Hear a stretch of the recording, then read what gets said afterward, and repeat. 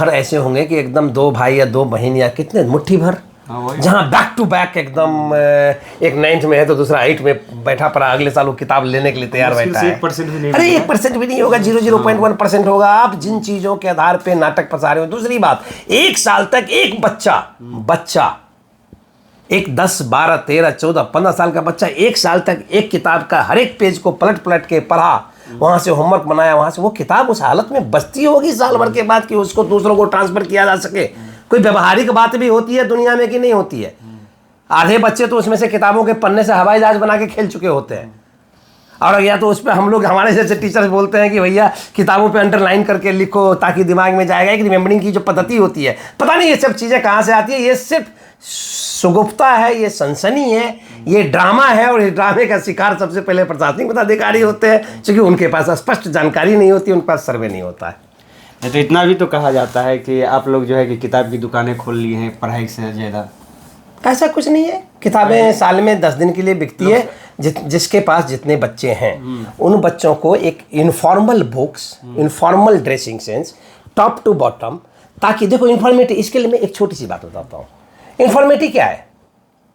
क्यों एक सरकारी स्कूल वालों को भी शनि शनि एक समय आने के बाद, आज से 20 साल पहले, 50 साल पहले अगर प्राइवेट स्कूलों में ड्रेसिंग होती थी तो सरकारी स्कूलों में तो नहीं होती थी। हम लोग तो अपने अपने ड्रेस में जाते थे। हम अपने टाइम में जब मैट्रिक कर रहे थे फुलपरास हाई स्कूल से, तो बाद में उनको भी ड्रेसिंग लगानी पड़ी। वो अब टिका नहीं पाए, आप उसको चला नहीं पाए। इन्फॉर्मेटिव क्यों जरूरी होती है कि एक स्कूल में, एक किसी भी ऑर्गेनाइजेशन में भांति भांति के जगह से बच्चे आ रहे हैं। कोई गरीब का बच्चा है, कोई काला है, कोई छोटा है, कोई बड़ा है, कोई किसी जाति का है, कोई किसी धर्म का है, कोई मुस्लिम है, कोई सिख है, कोई ईसाई है ना।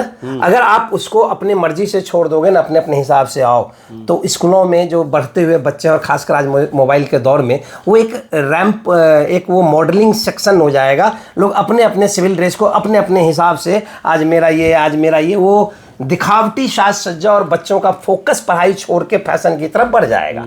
और जिसमें कोई छोटा बड़ा नहीं है।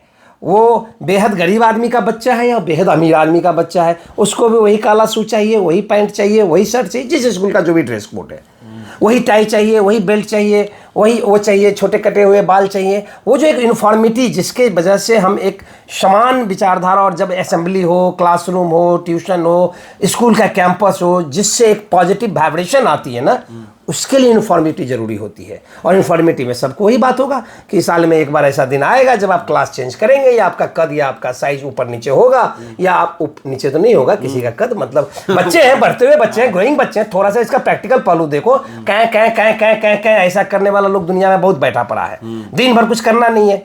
तुमने सिंपली देखा ना, आज के दुनिया में किसी को कोई काम नहीं है। एक छोटी सी बात बता दूं, इसका इस केस से कोई जरूरी नहीं है। फारबिसगंज में एक आदमी का गर्दन काट के आधा घंटा वहां पे रख दिया।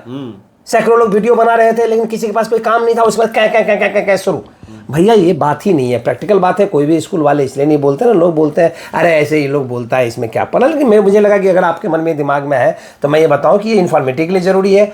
हर साल किताबें, एक बार क्लास चेंज होगा ही। अगर आप बोलेंगे कि नहीं हमारा बच्चा 3 साल तक एक ही क्लास में पढ़ेगा, तो मैं आपको उसी किताब से पढ़ने की इजाज़त दे दूंगा, मुझे कोई दिक्कत नहीं है। हमारे जैसे लोग